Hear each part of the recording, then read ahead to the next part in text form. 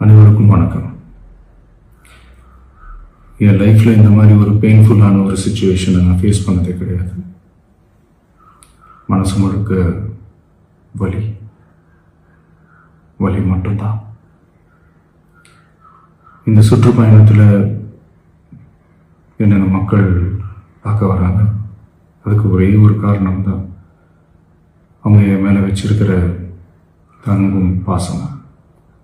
அந்த அன்புக்கும் பாசத்துக்கும் நான் எப்பவும் கடமைப்பட்டிருக்கிறேன்.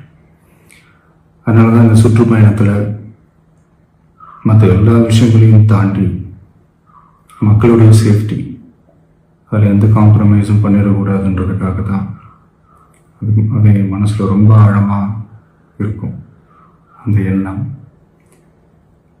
அதனால தான் இந்த அரசியல் காரணங்கள் எல்லாத்தையும் தவிர்த்துட்டு ஒதுக்கி வச்சுட்டு மக்களுடைய சேஃப்டி மட்டும் மைண்டில் வச்சுக்கிட்டு அதுக்கான இடங்களை சூஸ் பண்ணுறது, அதுக்கான இடங்களை பார்த்து பெர்மிஷன் கேட்குறது, போலீஸ் டிபார்ட்மெண்ட்டில் அதை ரிக்வெஸ்ட் பண்ணி கேட்போம். ஆனால் நடக்கக்கூடாதது நடந்துருச்சு. ஆனால் மனுஷன் தானே, அந்த நேரத்தில் அத்தனை பேர் பாதிக்கப்பட்டு இருக்கும்போது எப்படி அந்த ஊரை விட்டுட்டு என்னால் கிளம்பி வர முடியும்? நான் திரும்ப அவங்க போகணும்னு இருந்துச்சுன்னா அது ஒரு காரணம் காட்டி அங்கே வேறு சில பதட்டமான சுச்சுவேஷன்ஸ், வேறு சில சம்பாவிதங்கள் அந்த மாதிரி எதுவும் நடந்துடக்கூடாதுன்றதுக்காக தான் நாங்கள் அவாய்ட் பண்ணோம்.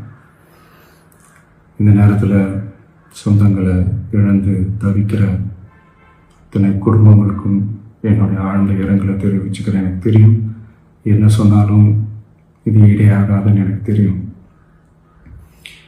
ஹாஸ்பிட்டலில் ட்ரீட் பண்ணிகிட்ருக்கிற எல்லாருமே சீக்கிரமாக க்யூர் ஆகி வரணுன்றதை இந்த நேரத்தில் நான் வேண்டிக்கிறேன். கூடிய சீக்கிரமே உங்கள் எல்லாரையும் நான் சந்திக்கிறேன். இந்த நேரத்தில் எங்களுடைய வலிகளை, எங்களுடைய நிலைமையை புரிஞ்சுக்கிட்டு எங்களுக்காக பேசின அரசியல் கட்சிகளை சார்ந்த நண்பர்கள், தலைவர்கள் அனைவருக்கும் என்னுடைய நன்றியை தெரிவிச்சுக்கிறேன். கிட்டத்தட்ட ஒரு 5 மாவட்டத்துக்கு பிரச்சாரத்துக்கு போனோம். இந்த மாதிரி எதுவுமே நடக்கல. ஆனால் கரூரில் மட்டும் ஏன் எப்படி நடக்குது, எப்படி நடக்குது? மக்களுக்கு எல்லா உண்மையும் தெரியும். மக்கள் எல்லாத்தையும் பார்த்துக்கிட்டு இருக்கிறாங்க.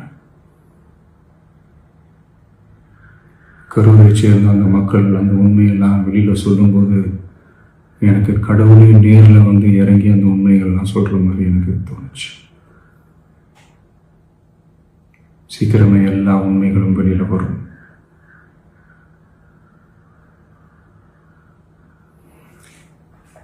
எங்களுக்கு தரப்பட்ட இடத்துல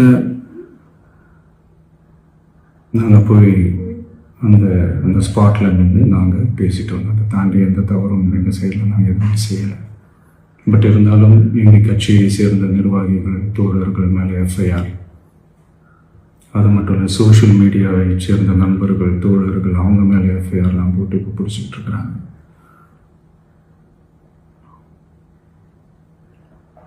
சிஎம் சார், உங்களுக்கு ஏதாவது இந்த பழி வாங்கணும் அப்படின்ற எண்ணம் ஏதாவது இருந்துச்சுன்னா